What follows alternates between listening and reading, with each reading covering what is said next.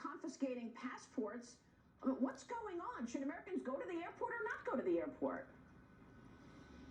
Well, I must say, I don't have accurate situational knowledge of what's on the ground, although I've heard from some folks in the region. It certainly sounds like passage to that airport is very dangerous today. America needs to work to secure that, to reduce that risk. There are lots of ways to do that. How about this, Maria, for a starting point? Make it very clear that you're not going to beg the Taliban. You're not going to implore. You're not going to plead. You're not going to pay the Taliban. If Americans are harmed as they move to the airport, you're going to go and crush them. You're going to put real costs on them. This is the model that the Trump administration had adopted. And each time we did that, we got a tactical response from the Taliban that respected the United States of America because they understood that there were things that they would not be permitted to do. Most importantly, harming Americans. Remember this, Maria, from the time we began our peace and reconciliation effort, our conversations, from the time we signed that deal in February 2020, not a single American was attacked by the Taliban in a serious way, and there wasn't a single American killed.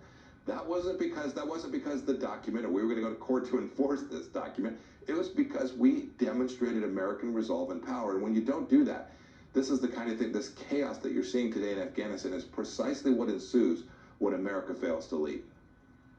So they've already broken whatever agreement was made in Doha. I'm talking about the Taliban. I mean, was this a coup? You know, between the folks in Afghanistan, right? President Ghani was corrupt himself.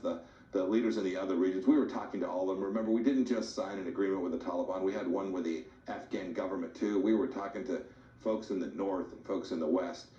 This country's been a mess for an awfully long time. Its elections have been incredibly fraught. This is a country that has had political uncertainty for an awfully long time. Our mission set was very clear, Maria. Our mission set was to make sure that we were able to get our young men and women home, and second, to make sure that we were never attacked from this place again. And we worked diligently to make sure that as we saw the conditions on the ground, that we withdrew in a way that provided maximal certainty that we would never be attacked from this place again. This chaos you're seeing today, Maria, I think this drastically increases the likelihood that someday some ungoverned space in Afghanistan will lead to an attack, maybe not on America, but on American interests somewhere in the world.